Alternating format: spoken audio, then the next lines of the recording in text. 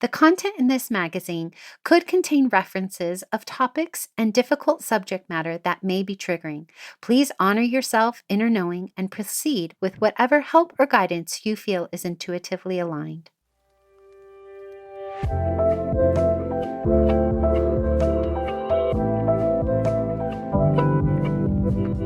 Welcome to Sovereign Magazine Podcast. I'm Nicole George, CEO and founder of Sovereign. I'm so happy you are here. We are the magazine, podcast, and community guiding 5 million women to their sovereign selves. From heart-led conversations to magical meditations, our inspiring guests will show you how they can help you step into your sovereign self. Are you ready to listen to your inner voice and step into your power? Then keep listening to hear all of the intuitive messages meant for you today.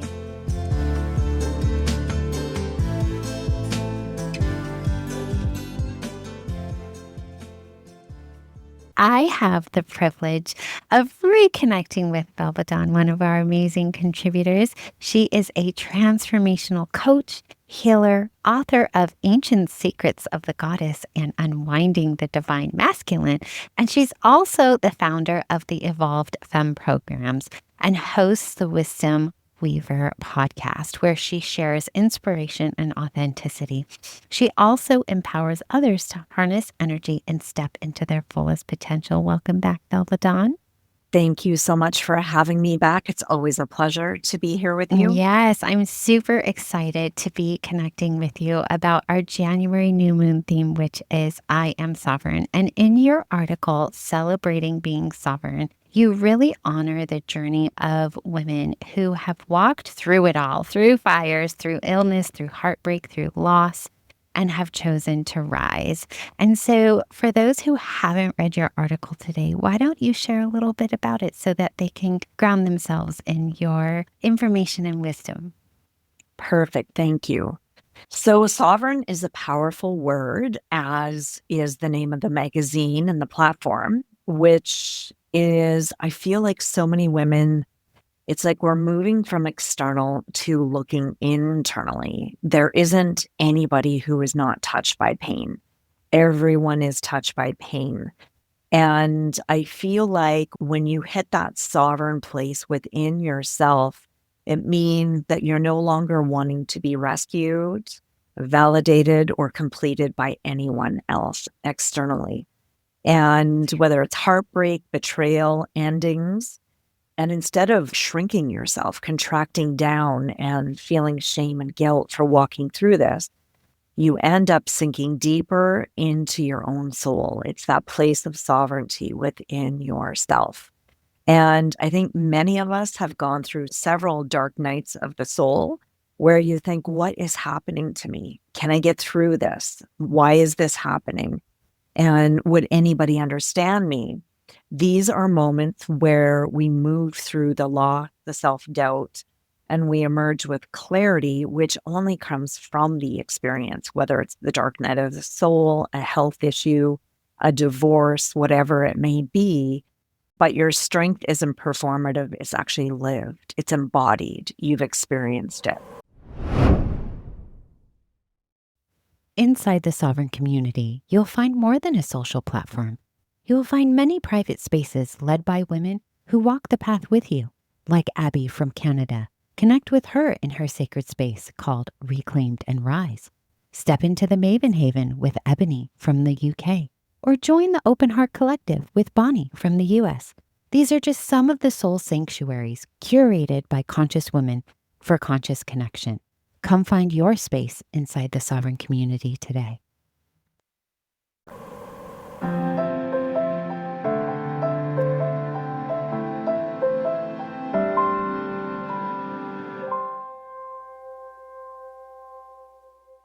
I want to give enough time for our steps to our sovereign self today, because I think the topic we're going to be talking about is going to resonate with so many people. And I want to go back to this piece that you were talking about, how you really redefined sovereignty, not as an avoidance of pain, but as us owning our response to it and challenging ourselves to break through that pain so that we can come out on the other side And you're going to be talking really candidly about a very private issue you've never talked about before. So I'm going to let you share what's going on and then we'll go from there. One of the deepest things that I've gone through has taken me about 10 years to move through. And I feel like I'm on the other side of acceptance. And that is when I got divorced 10 years ago. I thought getting divorced would be the hardest part, but it was actually the alienation of my two older girls. I have three daughters, and my two older girls chose to be stuck in the anger, whatever their reason may be.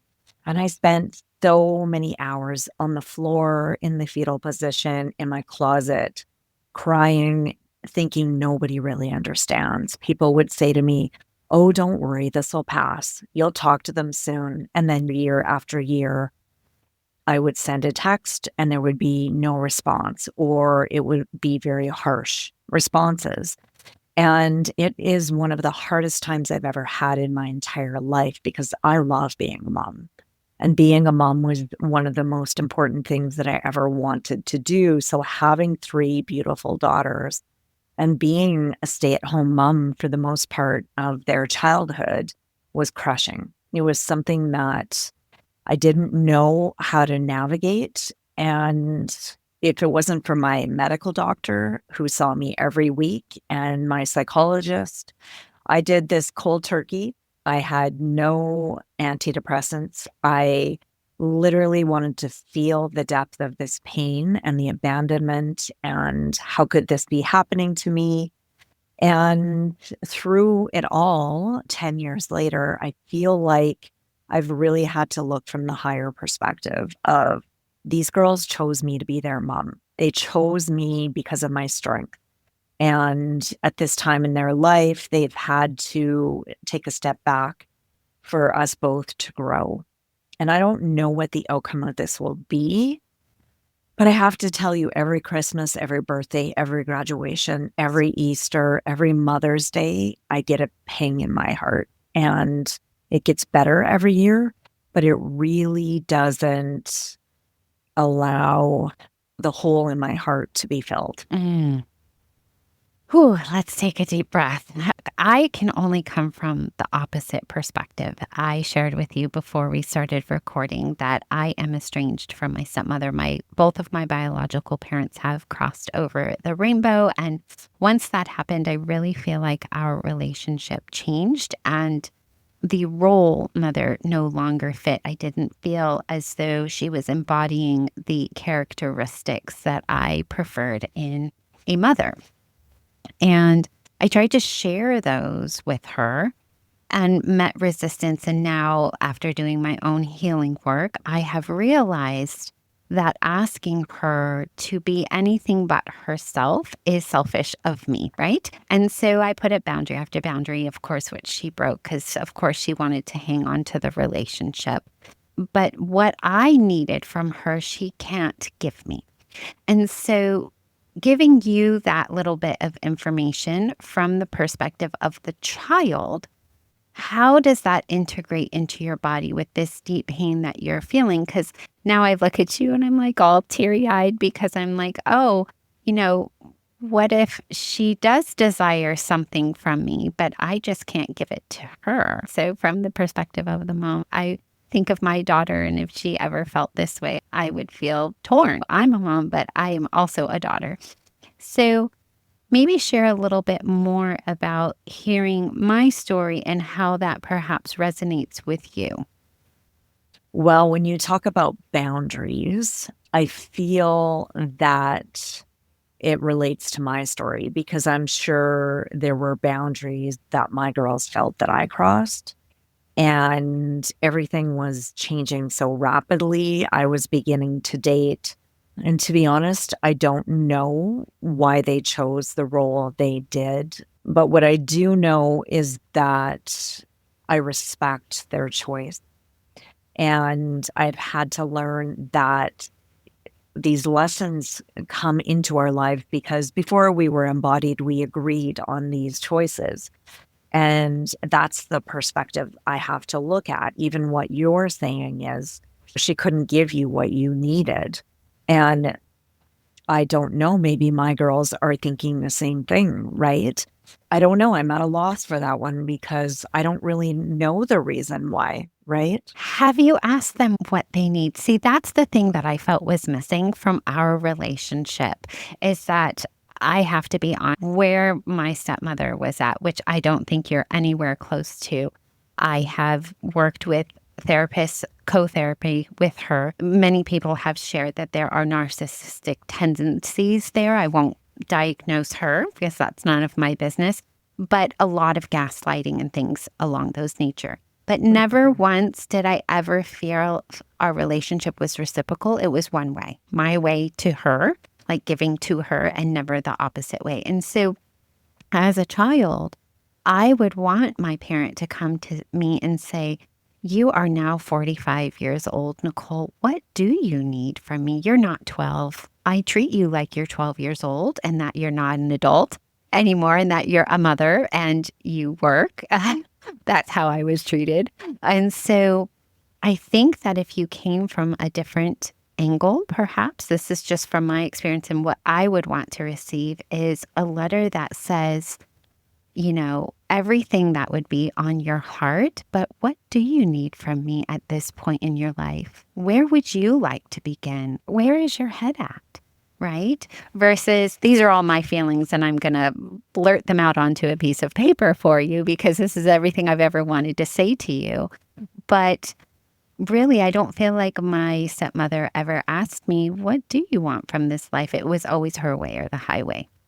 Well, my situation, because I was married to a man that we had to go our own ways. And so I feel like we had to choose sides versus just Mm. the mother-daughter role. Mm-hmm. It was the narrative that was left after I left of the story of why I Mm-hmm. left. Mm-hmm. And I just trust in the fact that when they have babies or when they are older, maybe perhaps they'll recognize the reason that I left. I Yes. have asked, what have you needed? How can I be there for you? But when you're met with complete silence, you have no idea what the story is because there's no Yes. communication. So it's like a Yes. free zone. You have Mm-hmm. no idea what the story is, and no one wants to talk about that story. So you're left. I've gone through the cycles of what did I do? What could I do better? Talking to Mm-hmm. my counselor about all of these things. So it's a tricky situation.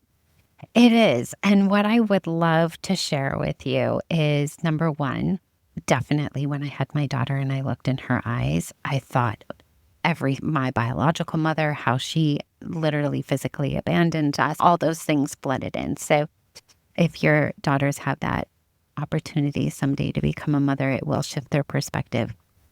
But my recommendation would be to communicate with them in a way that you know that they would receive the message and just say, "I am your mother and I'm always here when you are ready." That's it. I'm not going to force this. I'm going to leave the ball in your court. And when you're ready, I'm ready to receive, and leave it at that, because that leaves it open to them to interpret how would they imagine that reunion if it is someday. And you could even say, "I trust we will be reunited someday." Whenever that will be for them and when they're ready, because they have to do all the inner work and the grounding, right? It's not your timeline, it's their timeline too. And those two timelines have to match. That's what I always say in the sovereign world so many times, right? Like, I would love for you to be in the magazine, but your timeline and our timeline have to meet and be an energetic match. And so when they are going to be an energetic match, only the universe knows. Yes. And I have done all of what you've said. It's been a lot of deep work, and I've done that. And I did exactly that. I said, I will be here whenever you are ready to move Yeah. forward, if and when, and I will always love you because as Yeah. a mom, you never stop loving, the children that you've adopted or you've given birth to. And Yeah. that's the truth. So you're standing in your sovereignty. So from my perspective, you are doing it. You're doing the energetic work. I don't know if you believe in this, but I do. I talk to the people that I want to communicate with me energetically. And so many times things have shifted that way. We just have to trust that these two beautiful women will be attracted to this podcast and hear your beautiful cries for a new, profound relationship with them that will begin. And we will hope for that with you as well. Thank you. Yeah, no, I know it's divine timing, just like you said. It's like there's a template above and everything is orchestrated in timing, inner growth. Yeah.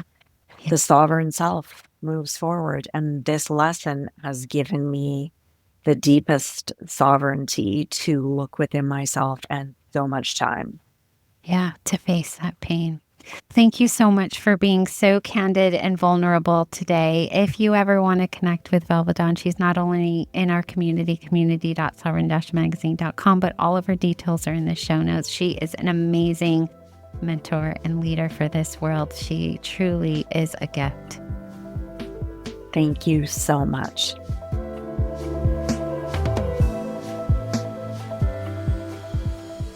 Thanks for listening. I'll be back tomorrow with another soul-led entrepreneur here to help you step into your sovereign self. Subscribe to our magazine and podcast and join our global community for all the magic. Details to connect with today's guest or join the movement are in the show notes. And if you enjoyed this episode, please leave a review. It helps us reach our goal of guiding 5 million women to self-sovereignty.